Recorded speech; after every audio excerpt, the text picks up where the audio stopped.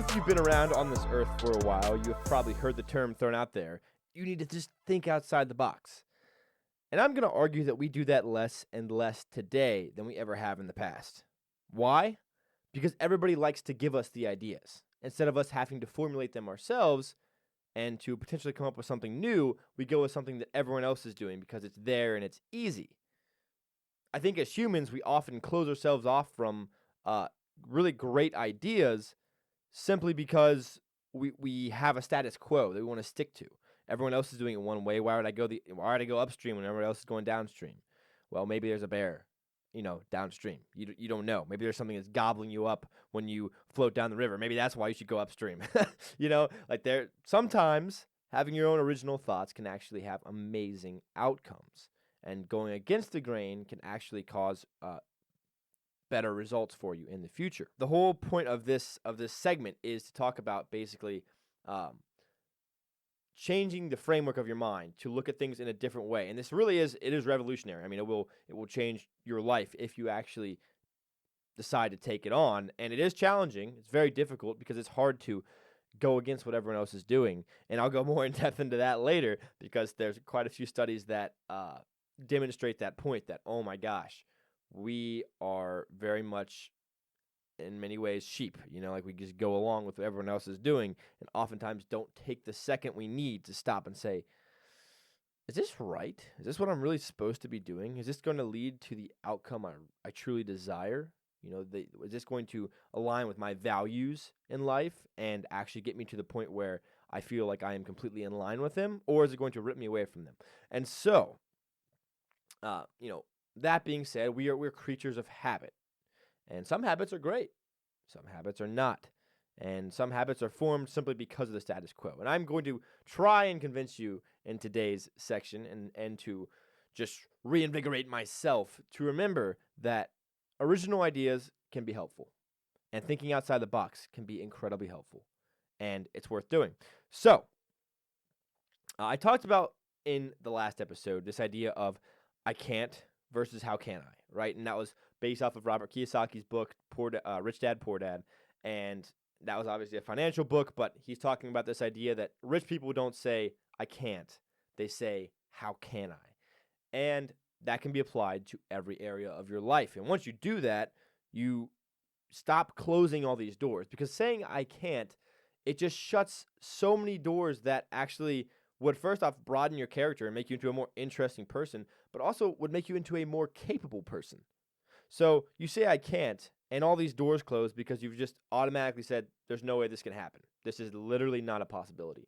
Whereas when you say how can I, 99% of the time you can find a way to accomplish your goal. And that builds resilience in you. And I think that resilience is a very manly characteristic, to actually have. So try and be resilient.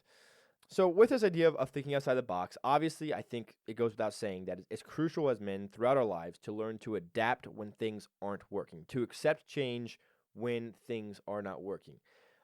So there's this great book by Jim Collins. It's called Good to Great, and it's a book all about these major companies that went from good companies to great companies. And it talks about all the different factors that differentiate the two of them. And so it's called Good to Great by Jim Collins. Great book. Highly recommend. It's very famous. And one of the things that he points out, he says, one of the things that differentiated the good companies' leadership teams from the great companies' leadership teams is that the great companies' leadership teams accepted the brutal facts. They looked them in the face and then they decided to change. No matter how painful, no matter what that meant, because they were going to become a great company, if that meant having to lay people off because they had sections of their company that were just simply not working, instead of being prideful and saying, well, I had this idea and it's my brainchild and it has to succeed. Sometimes no. The great leadership teams would look the brutal facts right in the face and say, we have to change. And it's going to suck, and we all know this isn't how we wanted it to go, but this is how it has went. And so we've got to change. And that's one of the things that differentiated the good to great companies was leadership teams would look at the brutal facts. And we as men, I believe, should take that into account as well. When it comes to thinking outside the box, if you are doing something one way and it's making you miserable, then change. Like, for instance, if you're miserable at your job, so often people are just so scared of jumping to something new, and I've been there. I'm not blaming you guys. I've been there as well, that we just stay slowly eroding a cheese grater on our face every single day going into work because we hate our job and we hate going in every single day. But we refuse to change. We go in and we're like, maybe it'll be better this time. Maybe it'll be better this time. And then it's not better. Why? Because you hate going in every day. You hate the job, yet you refuse to change. I refuse to change. Whoever it is. That's just one example. If your girlfriend is treating you like trash and you're miserable around her, it's time to move on. Oh, okay, but then I wouldn't have a girlfriend if You're miserable. Look at the brutal facts. Look at them in the face. Sit down and say, what is going on? And then change course. Think outside the box. Be willing to adapt to the situation. And it is going to sting, and it's going to be a little uncomfortable for a while. And maybe you're scared of being alone. Okay, fair enough. I'm not saying that's not a legitimate fear, but you're miserable where you're at, so change. If your lifestyle makes you spend twice as much money as you should be, you're making $1,000 a week, but you're spending $2,000 a week. Well, change course, or you're just gonna go broke. The problem is not that there aren't solutions. The problem is that you're not willing to seek out the solutions, and that's a big distinction. Is that as men, we have to be willing to seek out the solutions, and sometimes that requires us to think outside of the box. In my own life, there have been tons of times where, this whole idea of I am so afraid of the unknown, because that is truly what fear originates from, right? Like the boogeyman in your closet, once you've seen him, it's just like any horror movie. If you see the creature or the scary thing in the horror movie multiple times, then it becomes not scary because you know it. You're like, okay, yeah, maybe it wants to kill you, maybe it wants to eat you or whatever, but I know what it looks like. There's not a lot I don't know about it anymore. That the fear of the unknown is really, it's a powerful thing, and it works on me just as it works on anyone else.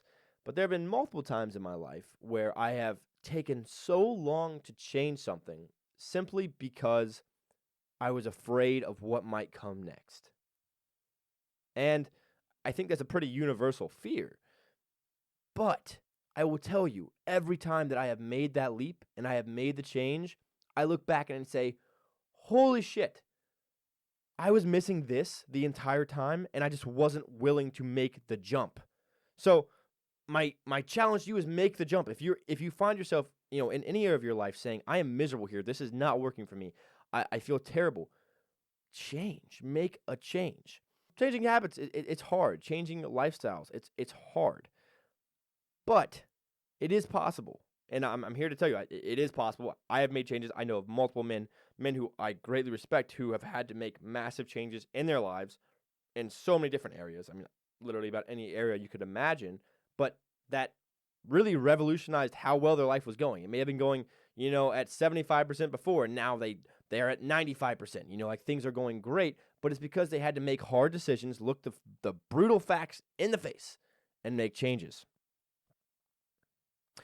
Now, these changes are much, much harder to do when the entire culture and society as a whole around you thinks one way.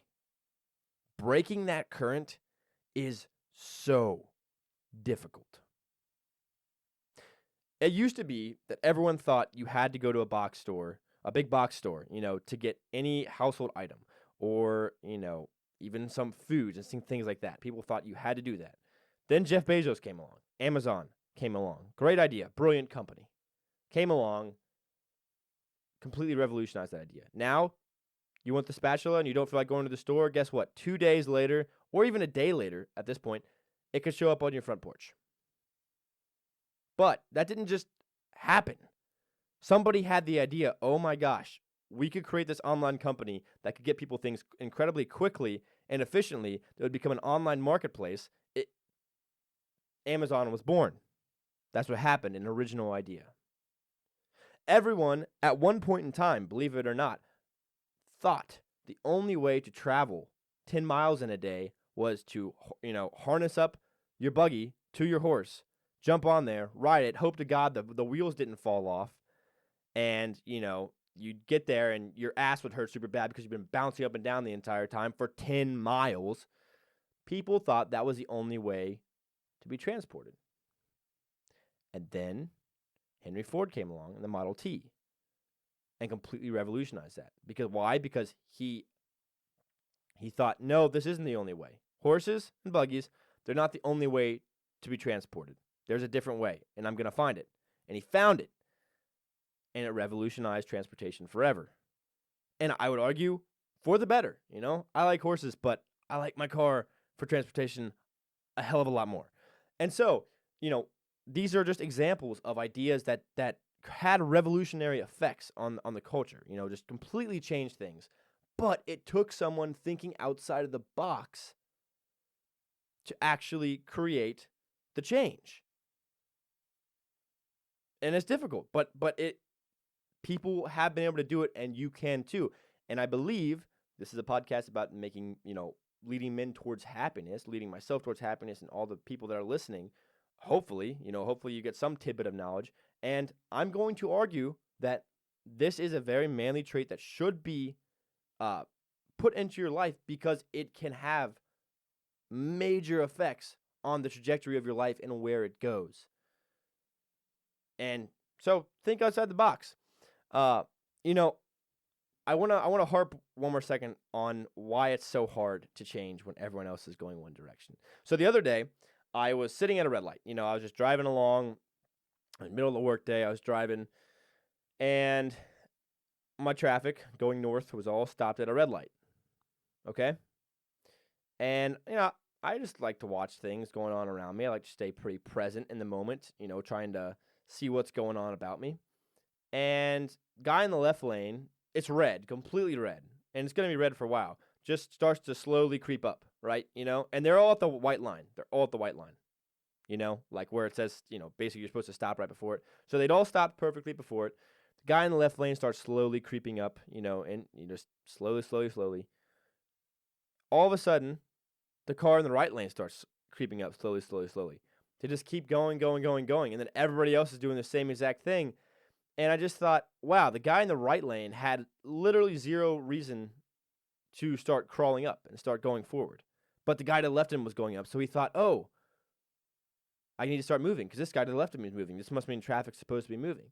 And we get so caught up with what others are doing around us. We're like, well, this has to be the way that it's done. When in reality, it's not.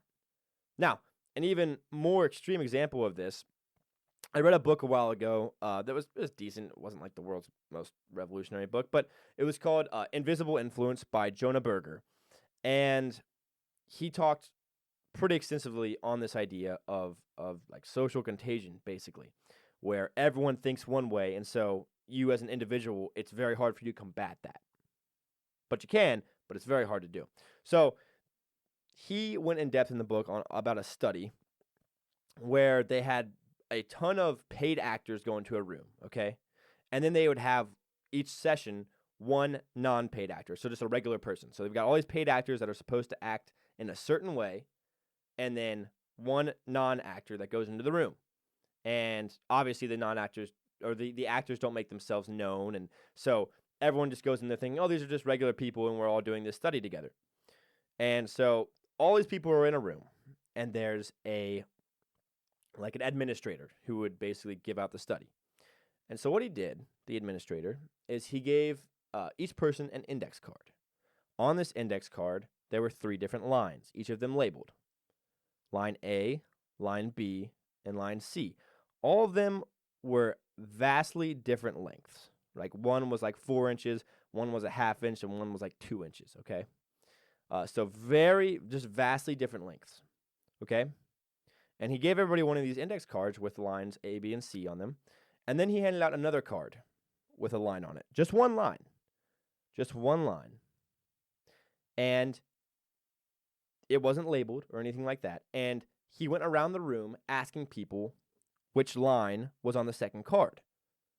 Now, the answer was obviously C. Without a doubt, C. Like, it was like a half-inch line on the second card, and C was a half-inch line. Everything else was in no way close to it, okay? The obvious answer, blatantly with your two eyes, you could see that the answer was line C. But what happened? This is where it gets kind of crazy. The administrator asked the actors first, before they went to the non-actor, they asked the actors first to give them the answer. He said, okay, so Tom, who may have been an actor, like, Tom, what do you think the line corresponds to? And Tom goes, oh, definitely B. I think it's B. Yep, this line is definitely corresponds to B. B is like, a 2-inch line.